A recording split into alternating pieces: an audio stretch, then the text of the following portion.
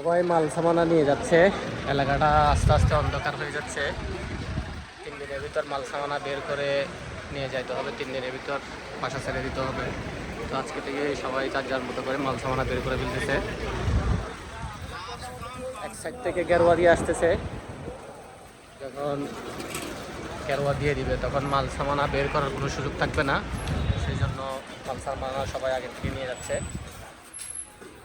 যে দেখতে পাচ্ছেন দোকানের মাল সামানা, এটা হচ্ছে মাতাম। মানুষ জোরে যার যার মাল সামানা নিয়ে যাচ্ছে, বাসা গালি করতেছে।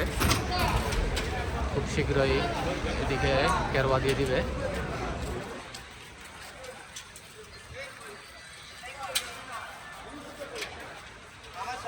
এরিয়া ভেঙে ফেলবে।